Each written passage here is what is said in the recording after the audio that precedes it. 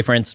On Plain Spoken, I've been up front. I'm a Methodist. I'm a Methodist born and bred. I reclaimed my Methodist heritage in seminary whenever I had to take Methodist polity, and I realized this is an amazing tradition. As I've said in writing recently, I believe that Methodism is the closest thing to Pentecost since the day of Pentecost.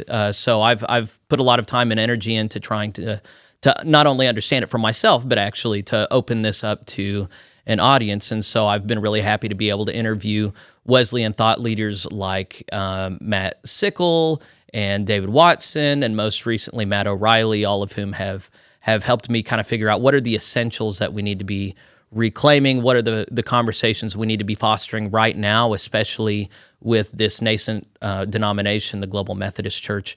There are people both inside of the GMC and outside of the GMC that are helping this conversation take place. There's the particular conversation that Matt O'Reilly is fostering with his reconstructing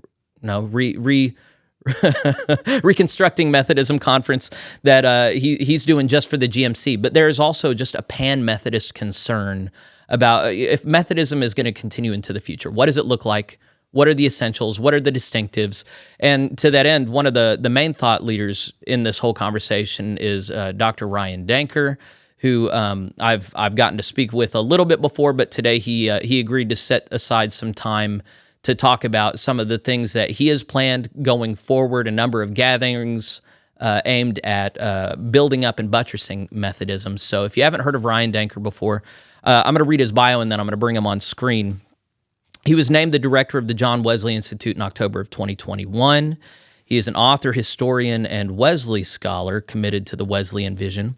He has degrees from Northwest Nazarene University, Duke University, and Boston University. That's my alma mater, by the way. His doctoral research, overseen by David Hempton and Karen Westerfield Tucker, ultimately became his first monograph, Wesley and the Anglicans, Political Division in Early Evangelicalism, which you can find published in 2016 by InterVarsity Press. Danker edited Exploring a Wesleyan Political Theology in 2019, and he co-edited The Next Methodism, Seedbed, 2022. Danker is currently finishing a monograph on the context of the evangelical revival and the Wesley Brothers ministry in 18th century Britain. He has published articles in the Wesleyan Theological Journal, the Proceedings of the Charles Wesley Society, Methodist Review, and Wesleyan and Methodist Studies. His popular work has appeared in The Living Church, New Directions, and Firebrand magazine, where he's also an assistant editor. Danker has extensive work in ecumenical efforts, having served on the United Methodist Roman Catholic Dialogue, and now serving on the steering committee of the Wesleyan Holiness Connection.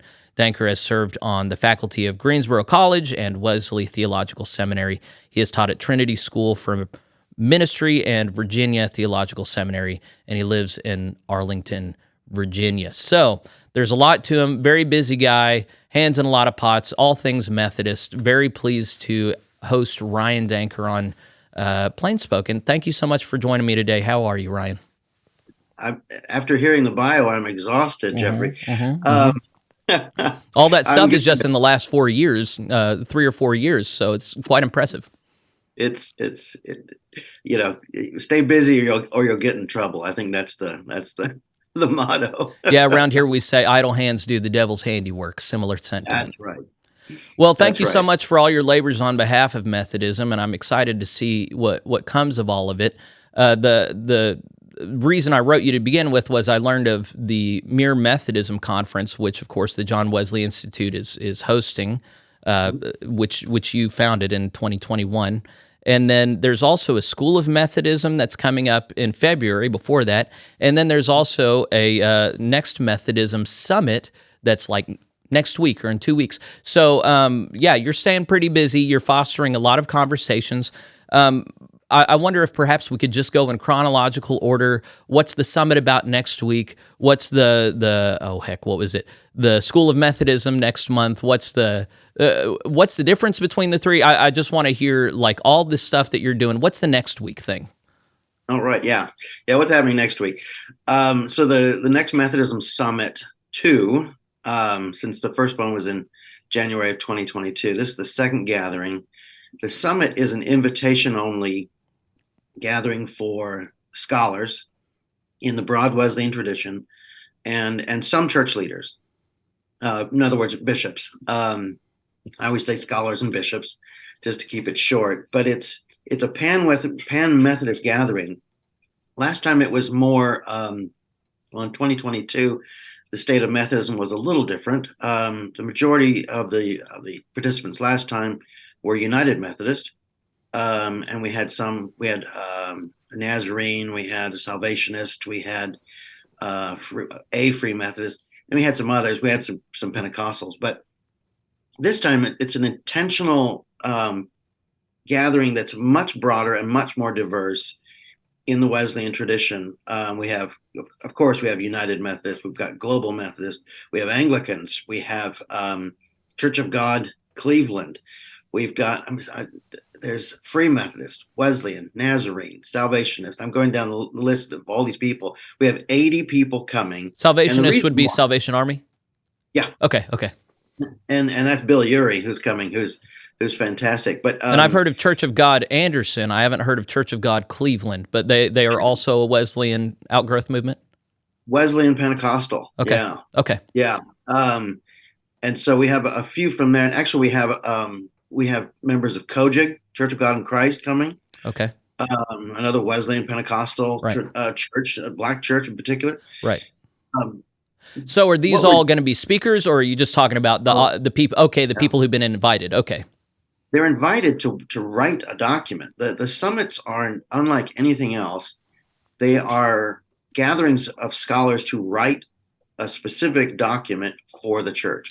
So is this akin to what you did with the Faith Once Delivered? That's when we wrote it, was last time, January 2022. Okay, so we're looking at potentially publishing an addendum to that? No, it's a new volume. A new volume. Okay. Okay. I'm with you. Specifically on the doctrine of holiness. Ooh, that is needed. I think that was insightful. Okay, so now I'm with you. I think I understand. So how many days is the gathering? 3 days. Okay. And then how many people presenting? Or are there even presentations? There are 2 keynotes. Okay. This year, the keynotes are Kevin Watson and Warren Smith. Okay. So we have Asbury and Duke represented there. We only have 2 keynotes at these gatherings, mainly because the rest of the time is taken up in working groups. We divide the chapters of the document. It's already been outlined very broadly. Mm-hmm. I have a drafting committee that works with me, and it's just as diverse as the denominational mix that I offered a minute ago. Mm-hmm. And we created a very broad outline.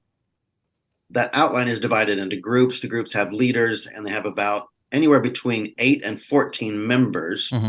depending on the specialty of the scholars in question. So there's a section on holiness in the Bible. Therefore, the majority, not all, but the majority of biblical scholars at the next summit will be in group. That's actually group number 2. Mm-hmm. So then what they do is they have these sessions throughout our time together to write that section together. And why do we do it that way? Because everybody's like, well, why don't you just ask them to do it individually and mm-hmm. come together? Well, 2 reasons. One, when you have people write separately and bring it together, it's more like a quilt that really doesn't. Yeah, that's really difficult. Well. That's really difficult. Yeah. It's choppy. Yeah. But the other thing is when we have them write together in groups, it's conversational in nature, and that's the point. Mm-hmm. These documents are not for academics to talk to each other. It's to equip the church, and specifically written to the people in the pews that they might understand the doctrine of holiness in this case. So I don't know if this question is in order or even helpful, but one of the questions that the GMC in particular is trying to facilitate at this point is what are the essential marks of Methodism that determine an authentic Methodist versus someone who just happened to grow up in the Methodist Church. You know, as Nicky Gumbel says,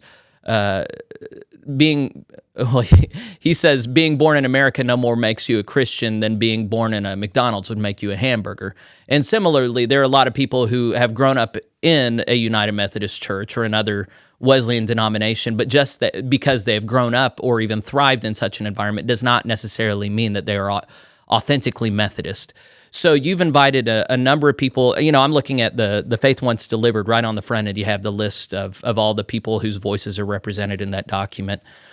There's obviously some kind of calculus that you do in your head. Is it more, these are the leaders of modern day outgrowth movements, and I just need to get all the leaders and we'll work with them where they are? Or is there something going, well, I've spent a lot of time and energy getting to know these different leaders, and some are more Methodist than others, and I'm going to get the Methodist of the Methodist, and we're going to distill from these people I've already discerned to be authentically Methodist what modern day Methodism looks like. That was a bit spread out, but I am kind of curious about if these documents more reflect like popular Methodist leaders of the day, which may or may not correspond. Okay, you're answering the question. Go ahead. Well, so there's a criteria, and the reality is we're not gathering every single Methodist scholar who should be invited. Yeah. I was thinking of some the other day, and I thought, this is happening next week. I can't call them and say fly to Washington D.C. Mm-hmm. Next time I will, but mainly so the bishops are different, right? Bishops are their own. They've always been their own thing, haven't they?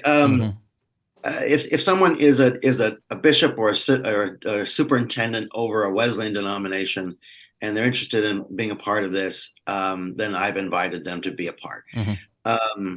For instance, like Linda Adams is the pre-Methodist bishop, and she's going to be with us, and it's going to be absolutely wonderful that she's there. Is she the new one? No, she's an old one. Okay, there was another lady that got elected bishop in the FMC last year, but that's not the one. Okay. No. So that's just an example of that kind of leader. But for the scholars, one, they have to have a research doctorate, right? Mm-hmm. There has to be a PhD, a THD, a DPhil, somewhere in there. There has to have that. That's the first thing. Mm-hmm. The reason why it's that kind of doctorate is that if you just say doctorate, you open it up to a whole flood. Oh, sure, yeah. If they don't have a doctorate and they're like a dean of chapel, right? Mm-hmm. Or if they don't have a research doctorate, but they're the dean of chapel or something, or they worked in academia for years and years and years in practical theology, and they have a D-Min, right?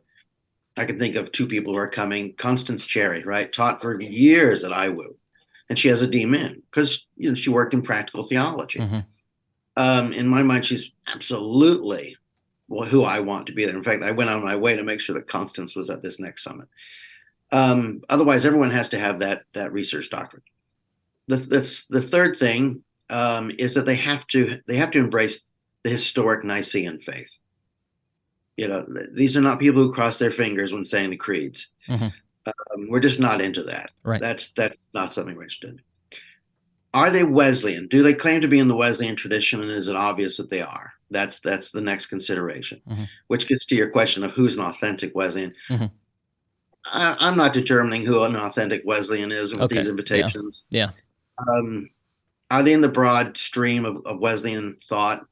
That generally, yes. Now, here's something that's interesting, and for the scholars that gather next week, this is going to be one of the biggest questions, is that there are competing understandings of holiness within the Wesleyan tradition. Mm-hmm. Yeah. Is it grace upon grace becoming more like Christ, that's classic John Wesley? Yeah. Or is it being baptized in the Holy Spirit and sanctified instantaneously? Well, that's John Fletcher or Phoebe Palmer. We're going to have those competing visions in the room. Mm-hmm. They're both Wesleyan, and we're going to have to figure that one out. That's going to be a big challenge. Would it be more, this is something I'm working on lately. I've always been more of a Wesleyan than a Methodist because of this problem of, all kinds of people are Methodist and what sets the standard for what Methodism is. But lately I've been kind of reversing my opinion and saying, well, within early Methodism, there were only certain ideas, theologies permissible in that milieu. And so I'm wanting to... I guess I'm not wanting to be limited to the personality of John Wesley, but mm-hmm. to the milieu of theological ideas that were permissible within early Methodist societies. So I wonder if it makes more sense to say that the holiness movement... Broad. Sorry?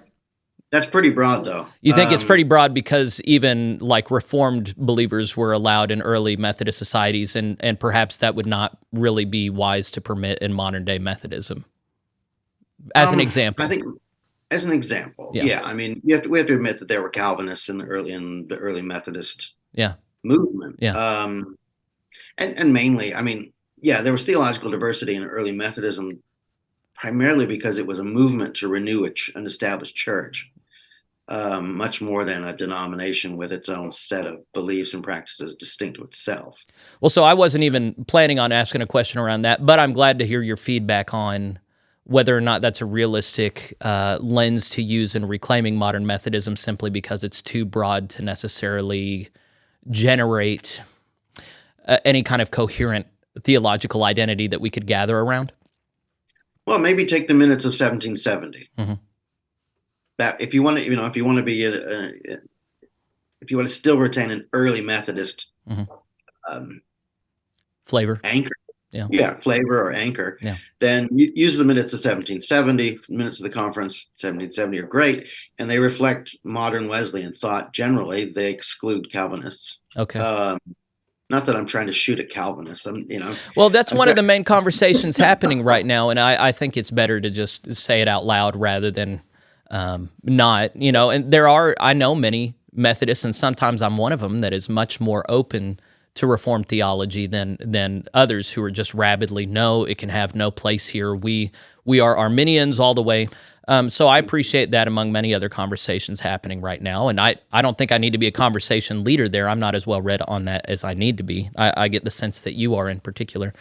But when we're talking about authentically Wesleyan traditions, I've read, John Wesley's sermons, and he does talk about instantaneous sanctification, but he allows for it, but he's not exclusive to the gradual sanctification either. You're saying that people, he was a both and. Both are possible. Those of the holiness tradition are much more in favor of an entire instantaneous. Those more old school are more gradualist. You're saying both are going to be in the room next week, and you're going to be talking about holiness, where they're different. But you're saying both are Wesleyan, and by that you just mean that the holiness movement came out of Methodism, which is Wesleyan as well.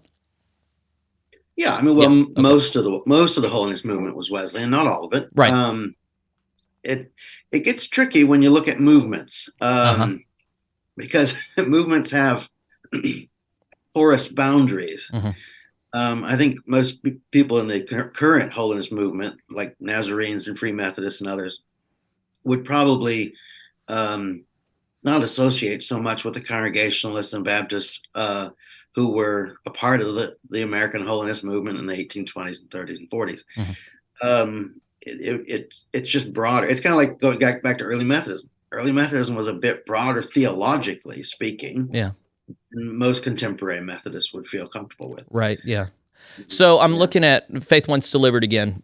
All of these names on here, all of the names that are gathering next week are academics. This is something that you've said on the front end. To even get an invitation, there has to be a certain amount of academic rigor that you have gone through and shown. Yeah. So the Faith Once Delivered, and then the second volume that you're going to be generating out of next week, these are primarily to be seen as academic works and not necessarily doctrinal treatises that need to be presented to the GMC at their convening conference later this year. Well, no, they're not academic treatises. They're specifically written. I mean, they're written by academics, but the focus is to write something that is accessible to probably adults in your local church. Okay. I don't think this is good for, using with the teens, unless you've got a particularly theologically adept teenager, perhaps. Okay. And it's not, when we were writing this, I was thinking, who should be my target audience? And I chose my parents. My parents are very faithful Nazarenes. They're both college educated. And I thought, we need to write something that they could read. Now, I will say this. So here's one thing, and then I'll get to your second part about denominational doctrinal treatises. But the Faith Once Delivered is actually being published this month by Seedbed. Okay, sure.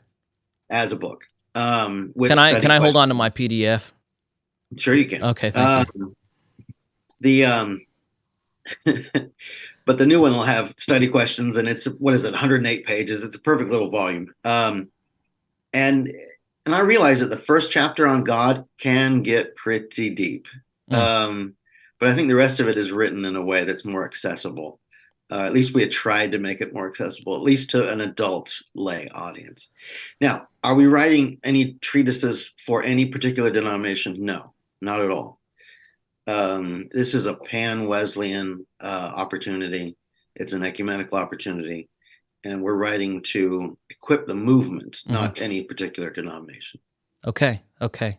So people who are watching this and listening to you, this is not necessarily it's generated by academics, but the hope is that it impacts more than academics, laity within the church, adult laity within the church. If you feel strongly about better understanding your theological roots as Wesleyan Christians, this is being generated for you. Absolutely, yeah. Okay. And the faith once delivered, for the people who don't know what it's about, is essentially an outline of Christian faith. It's 100 pages outlining basic Christianity from a Wesleyan perspective, or I've told some people with a Wesleyan flavor. Right. And it was very specifically written. There's no footnotes. There's no rabbit holes. I told them they can't compare this theory and that theory and go down any, do the normal things that academics do. Same rules next week. Same with next week. Yeah. We're not going to compare, what's the difference between John Wesley, John Fletcher, and Phoebe Palmer and B.T. Roberts? Yeah. No. Thank you. No. Thank you.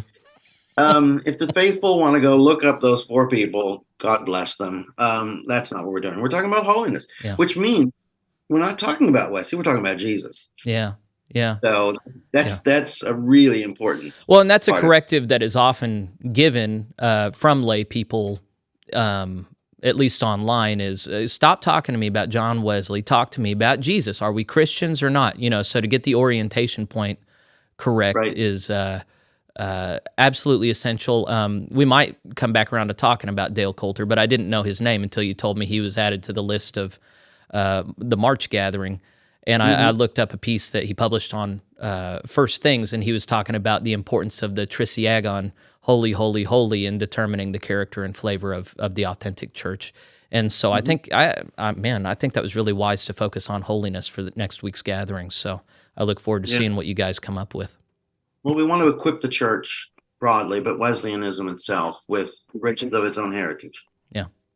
In fact, we've already decided the next summit will be about the Bible. So. Oh man, that's going to be a knockdown drag out.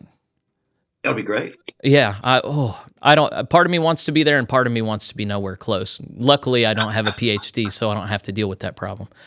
One of my frustrations with the United Methodist Church was that they had broad language about the mission of the church being to make disciples of Jesus Christ for the transformation of the world, but they were never able to come up with a very explicit understanding of what a disciple is, what a disciple looks like, what the defining characteristics are. Of course, you're not the only author next week. There are several. But do you expect that coming out of next week's gathering that there is going to be a coherent picture of what holiness does and does not look like? Or do you imagine it'll be just a broader work that helps people think through it more faithfully? Good question. It's what I hope it will accomplish is presenting what is the doctrine and what does it look like. Okay. We're not going to spend our time on what it doesn't look like. Okay. I think we're going to focus on the good. I hear you. I do. We're going to be very Pauline in this regard. Focus on the good. I got to stop you. Your understanding of Paul was that he focused on the good and not the bad, huh? I'm abusing one of his quotes. Okay. One of his. Okay. Well, but no, what I don't want us to do is spend our time listing out all the various ways in which we fail to be holy, or we think other people fail to be holy. Yeah. This is not going to be a judgmental document in that regard. I hear you. But we want to positively assert that holiness or Christ-likeness, which is really what it is possible in this life by the power of the Holy Spirit. And that this is one of the reasons God raised up the people called Methodists in the beginning. And so to recapture that positive, transforming doctrine, I think that's the goal. I'm glad you summed it up like that. I think that's a very attractive thing to aim at. Of course, I'm more drawn to argue for the utility of the negative and the discourse, but that's partly what I can do here, and I don't even need a conference, so we'll hopefully complement each other's work. Let's transition to the School of Methodism in early February. How does that intersect with this larger pan-Methodist, pan-Wesleyan conversation you're fostering? What's the function of that one? So the School of Methodism is a day and a half long event that we have developed in order to take either five or six scholars, mainly. This time it's going to be five, and we're gonna move the John Wesley Institute out of Washington D.C., out of the Beltway, and we're going to take this event to different places in the country. And I'm really excited that the first one will be in North Carolina. Let me clarify that just real quick. You said, are you going to be hosting the same exact thing from place to place, or are you going to have different speakers at each place? Generally, we'll have the same speakers because I've got a group of 6 who have agreed to help me with this project for the next couple of years. I'm at the website at wesleymemorial.org where they're plugging it, and they say the names are Kenneth Collins, you, Joy Moore, Suzanne Nicholson, and Jonathan Powers. Yep, we've got the 5, and at times we'll have Kevin Watson with us. Okay. What I did is I was down in South Georgia doing some work with some local churches down there in Albany, and I realized that there was this great desire to know the riches of the tradition, and yet all these people are not going to be able to fly up to Washington to one of the conferences that we're holding here. And I thought, well, then we need to bring this to them. And so conversations started with Georgia, but they actually panned out first with North Carolina. Okay. There are conversations, by the way, going on with Kentucky and with Florida at the same time, and even somewhere in Michigan. But don't worry, we'll get to Oklahoma at some point. Well, so this is also a pan-Wesleyan thing. This is not associated with the GMC? Correct. It's pan-Wesleyan. And it's targeting laity? Laity. Okay. Definitely laity. It's funny, though, because I've got a lot of clergy signing up for this event in North Carolina. And I'm like, guys, you are more than welcome. And bring 3 lay leaders with you. And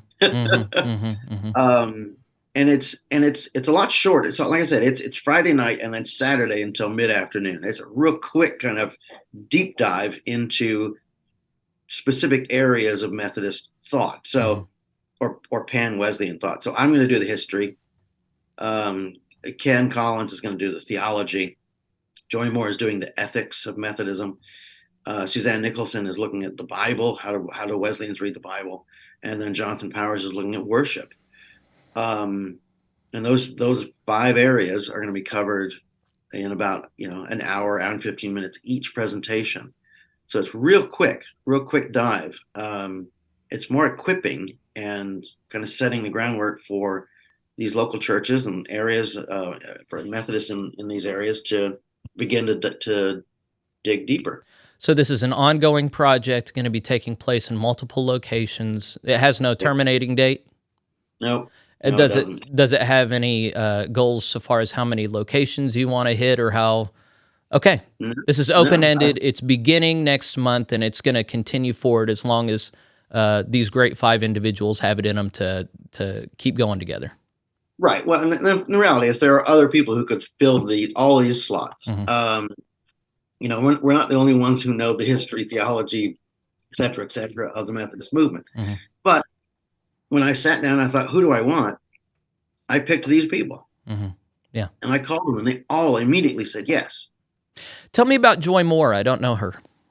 Joy Moore is amazing. I see that she's also going to be at the Mere Methodism Conference. You say she's a professor of biblical preaching at Luther Seminary in Minneapolis, Minnesota. And so I know nothing else about her.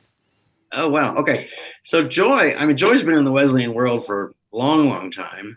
She's a past president of the Wesleyan Theological Society. She's taught at Asbury and Duke and Fuller. She taught at IWU.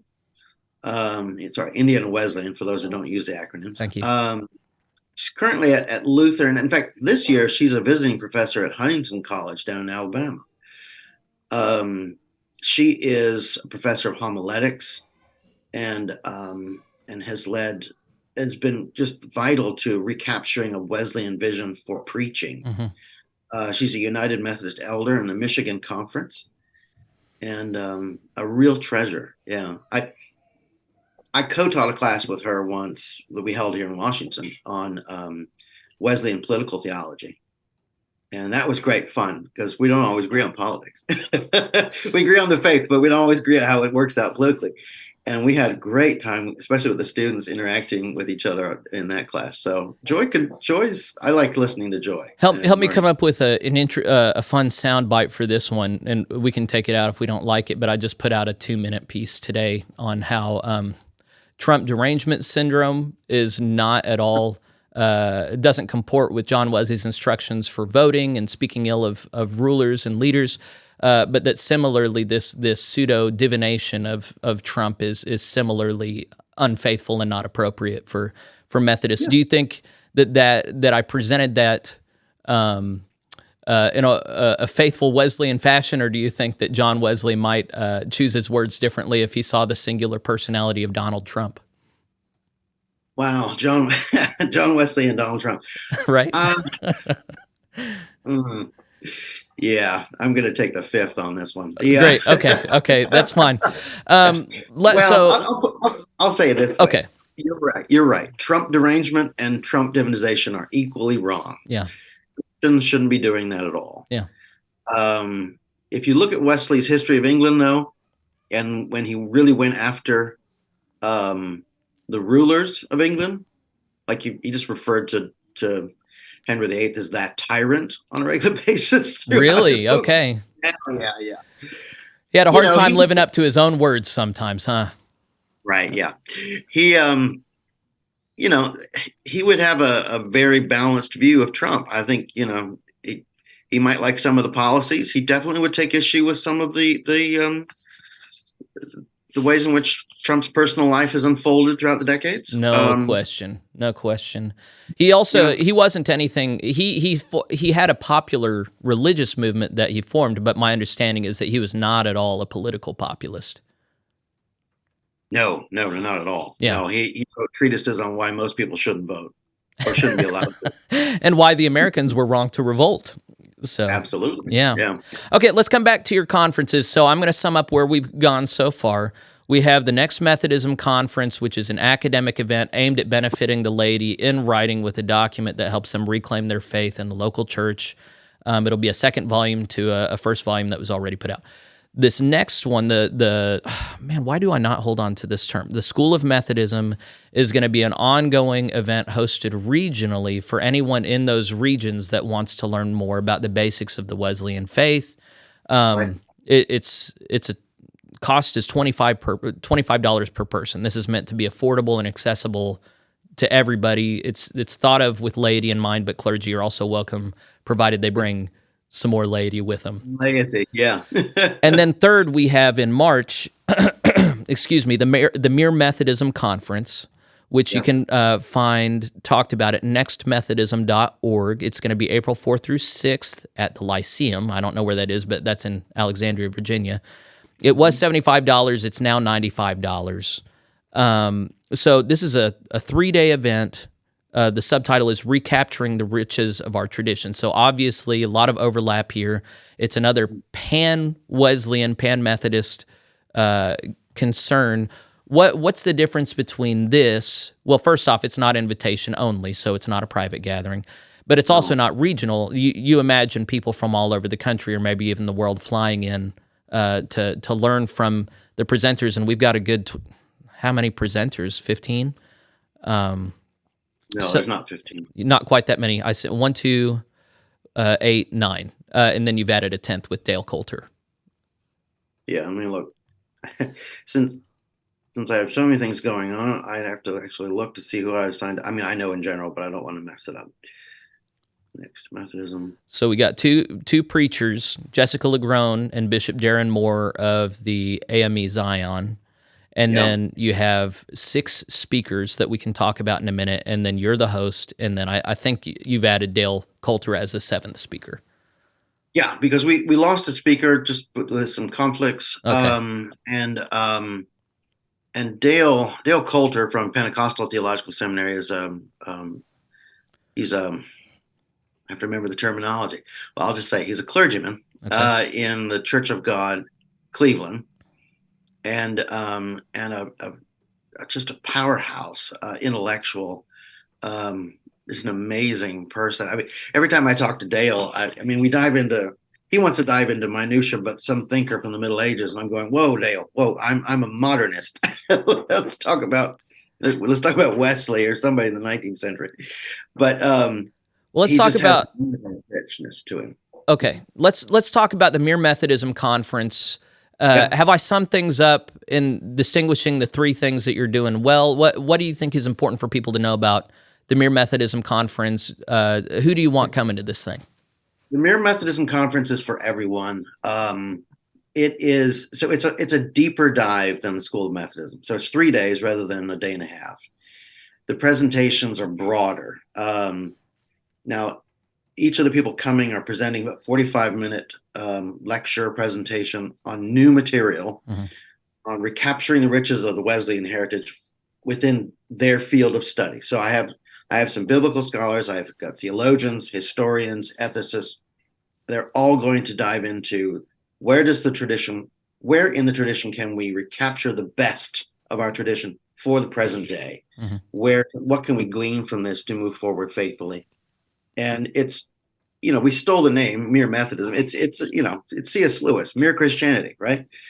Mere Methodism. What is it? Well, it's this rich tradition that we're kind of looking at again in the face of, kind of an interesting period in American Methodist history. Let's put it that way. And we're saying, look, there's a lot of good here, and we want the opportunity to dive into it. And so with Mere Methodism, you have people diving into, for instance, Jason Vickers is coming from Baylor University. And I know he's going to dive into the sacramental heritage of the Wesleyan movement. And so his presentation will focus on that. Ken Collins from Asbury Theological Seminary is also one of my speakers. And he's going to dive into the Book of Common Prayer and how that has formed and shaped Wesleyan thought. He's specifically looking at Thomas Cranmer's impact on John Wesley, which should be very interesting. I'm looking forward to that one.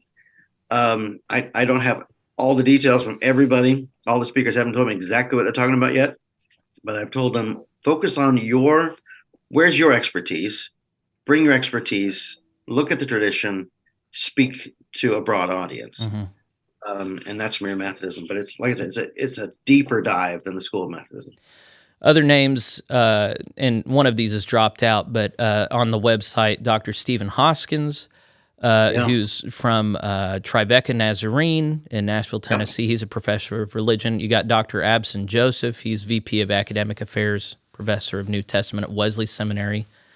Joy Moore, who we've already talked about. Jason Vickers, who you've already talked about. David Watson, who, if people don't know who he is, they're living under a rock. So good spread of thinkers there. And, of course, I already mentioned Dr. Jessica Legrone, who's over at Asbury. And then I didn't know who Darren Moore was. I've reached out to a few bishops, actually, from the AME and AME Zion traditions. I've wanted to spread out and learn more about them. I've heard back from none.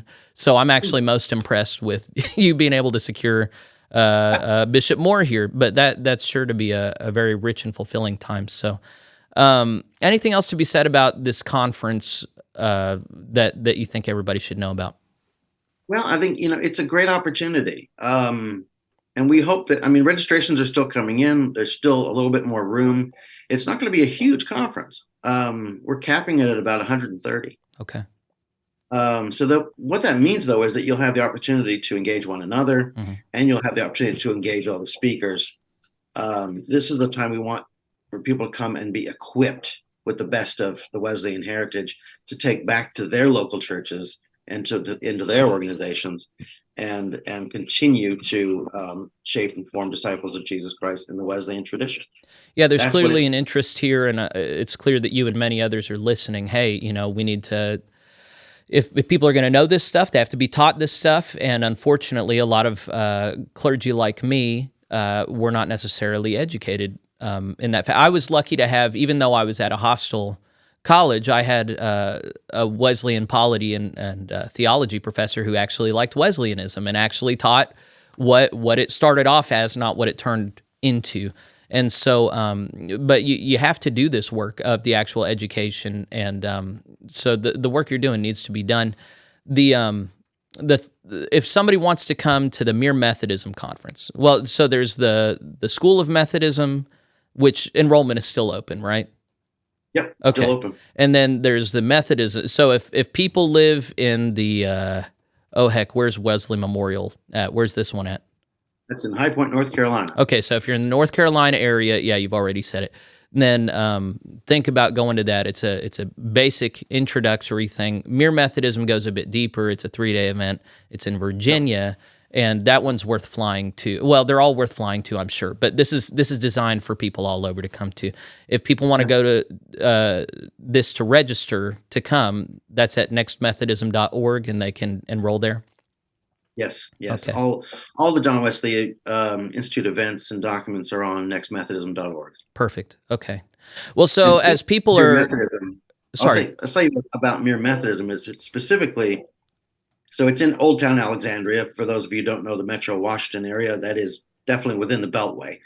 But it's a really wonderful part of the Metro Washington area, and it's right by Reagan National Airport. So it's extremely easy to get in and out. And there are plenty of hotels and restaurants and all kinds of things in Old Town Alexandria. It's kind of the perfect place to have a conference. Cool.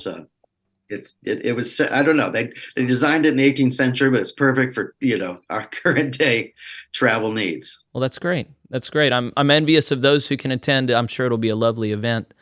I asked, Matt O'Reilly is facilitating his event, and a lot of people I think are curious. Okay, what's the agenda here? Is it really as open-ended as it seems, or the people and parties that are facilitating this conversation?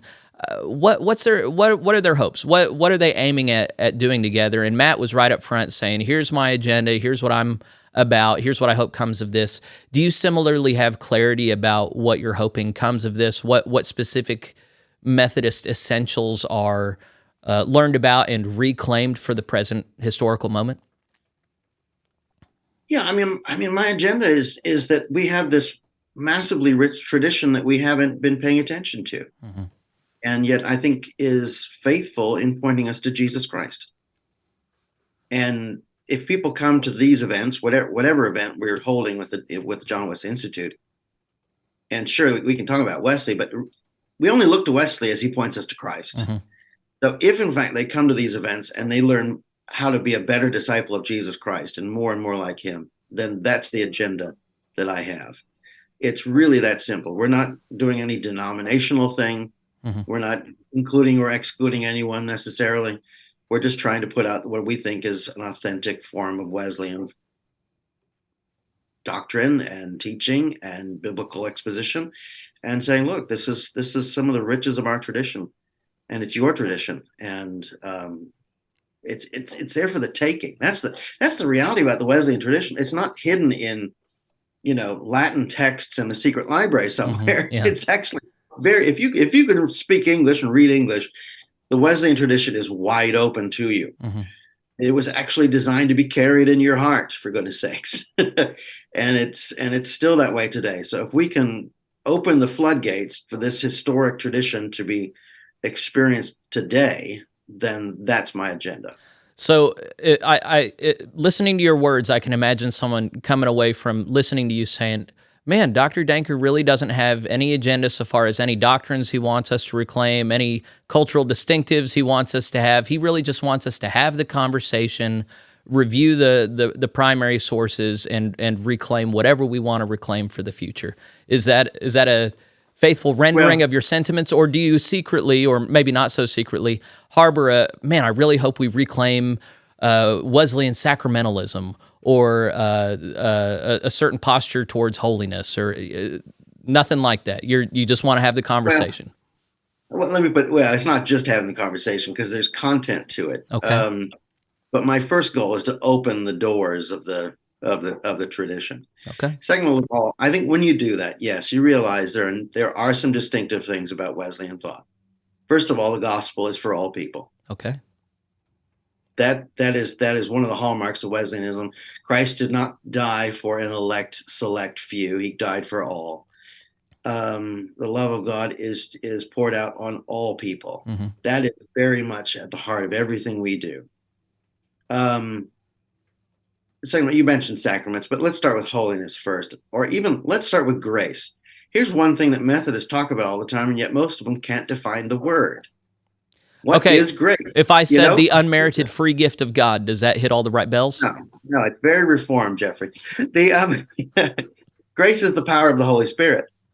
That was Wesley's short definition. It's a dynamic, active, relational reality. And that's at the heart of Wesleyan thought. When you dig down, you realize grace is dynamic. Why? Because it's the actual power of God's Holy Spirit working in you, and working in the world. He gets this, by the way. He didn't create this. This is just prayer book Christianity right out of the Church of England. Um, with that understanding of grace, what is holiness? Well, that's a bigger question. I can't just give you one little line like I can for Sure. grace. Yeah. But holiness, recapturing the idea that, yes, you can live a life of freedom from the power and guilt of sin now.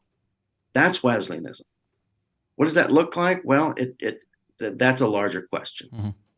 Does it look like Jesus Christ? It absolutely looks like Jesus Christ. That's true. But it's still a larger question. Sacraments, yeah. I mean, early Methodists believed that Christ was present in the Eucharist. How? Well, Charles Wesley wrote it best. Angels gather around the altars trying to figure out how this is possible. And Yeah. even we don't know either. Again, that's just Anglicanism, by the way. But recapturing the idea that Christ actually wants to meet you at his table and invites you to it. That's very Wesleyan. And I think we need to get back to that. Baptism, sacraments. Yeah, baptism does something. It's not you proclaiming to the world what you think. It's actually God working in you to cleanse you from original sin. Mm. So, I mean, yeah, there are basic things in the tradition. I would say this is what it says. Are there ways to talk about it intelligibly that might be slightly different than what I've just said? Sure. What I won't do, because I'm a classic liberal, Jeffrey, is I won't cut off conversation. Mm-hmm. And I will engage people who disagree with me. So, Yeah. is there an agenda? I mean, I have my perspective on it, but Yeah. I'm speaking at the School of Methodism. With mere Methodism, I'm not speaking, and I'm not going to tell these scholars what they can and cannot say. I wouldn't dare. Right. Yeah. I know these people. Uh-huh. And the thing is, I want them to be able to connect with the audiences in ways that's not just about my perspective anyway. Mm-hmm. The tradition is bigger than me. So that would be. Is that a more pointed No, yeah, answer? that was very helpful, actually, and I did not at all expect the corrective on my definition of grace, and so I'm going to be mulling that over for a bit. I had not ever had anyone highlight that is more reformed in nature than what Wesley would be okay with. And you said the summary of what grace is the power of God? Power of the Holy Spirit is his short answer. So grace is the power of the Holy Spirit. It is not the unmerited free grace of God, or free gift of God. It does say that it brings pardon and peace, but I think what the way we need to look at it is, so grace is multifaceted, and the thing is, there's also free grace, and then there's cooperative grace. So there's different ways in which we engage grace. Mm-hmm. I mean, sometimes God works without our cooperation. Oh yeah, yes. So grace is a complicated thing, but it's much more than unmerited favor, which is a distinctly Reformed perspective. Okay. And I think what we need to do as Wesleyans, and we could have an entire conversation. Oh, I'm sure. Yes. Yeah. As Wesleyans, we need to recapture the dynamism and relationality of grace, because that's what really propels the doctrine of holiness. I'm trying to imagine what it's like as like a lay person listening to you. I mean, I don't know how many are going to make it to the end of this, but to hear what I'm saying and go, okay, and hear what you're saying, and then what's the difference? How much of this is distinction without a difference, and then how much of this is substantially different? I think what I'm interpreting from you is that the Reformed understanding of grace is quite two-dimensional when it's actually much more textured and beautiful than what you often get from a Reformed simplistic understanding of grace. That's exactly right. Cool. Well, there's, I'm sure, tons more that we could talk about, but your time is valuable and short. You're juggling lots of things and for the good of Methodism broadly, and I just want to say thank you. Anyone who spent time with us learning about what you're doing and what the opportunities are for potentially gathering with you and other scholars and leaders, what's a closing thought you think would be good for them just to be thinking on or praying about as they're continuing to participate in their local churches and grow in faith? Well, I want them to know that the tradition of which they're a part is deep and rich. It's available to them. It's not hidden. It's accessible even on the internet. You can read John Wesley's sermons. Mm-hmm. You'll need to get used to the 18th century language, but you can do it. It's easier than the King James, so yeah, you can do it. Yeah. I mean, here's the key. I'll just give you the key. Sentences were longer in the 18th century, so just keep reading to the end of the paragraph before that's the biggest difference, and that's always helpful. The reality is we have a vital tradition that points to Jesus and that has a history of bringing people into a transformative relationship with Jesus Christ. Mm-hmm. And it's here. We don't have to imagine that it only took place between 1730 and 1790 when Wesley was on the earth. No. Mm-hmm. That tradition continues, and it's vital and it's beautiful, in fact. And it's something that we can participate in now. And the events that the John Wesley Institute is putting together are all aimed at the laity to try to equip them with this beautiful tradition that is theirs. And so if you're listening to this and you're, like I said, in North Carolina, go to the School of Methodism. If you want to fly here to Washington the week after Easter and spend time with me and these other scholars at Mere Methodism, then we'd be just honored to have you. Perfect. Well, I think that's a great place to end with that invitation. Friends, it's been a joy to host another conversation with a person that's a lot smarter than me. If you want to, I think you should, if you didn't know who Ryan Danker was before this, just keep an eye on him. He's obviously been fostering a lot of influential conversations with influential people. He concerns about a lot of things. He concerns himself with things that a lot of laity care about, that I personally care about. And this is a conversation that needs to happen. This is not just for Global Methodists, but I am a Global Methodist, and as we approach our convening conference, we need to know what we're about and what we're not about. So I'm going to continue to foster the conversations on this platform that I have. I'm going to try and work with Ryan to generate one of those cards with Wesleyan essentials that he feels strongly about. I've generated these for David Watson and Matt Sickle and Matt O'Reilly, and I've got my own. I'm hoping that there can be kind of a, not necessarily a consensus, but more of a shared understanding of what Methodism is and maybe even isn't in the future, and I think that would be to everybody's benefit. So Ryan, thank you so much for you're doing a heck of a lot more than me, and I'm just really impressed with the work that you're getting done. So God bless all of that. And any final words? Okay. No, I'm just glad to be here. Thank you for having me. Yeah, this is fun. I enjoy visiting. And friends, if you've been blessed by it, then make sure to like it and then subscribe if you haven't already, and then comment and share it with a friend. I'm hoping that these conversations are influential in their own way as well. So God bless you for spending time with us, and I'll see you later.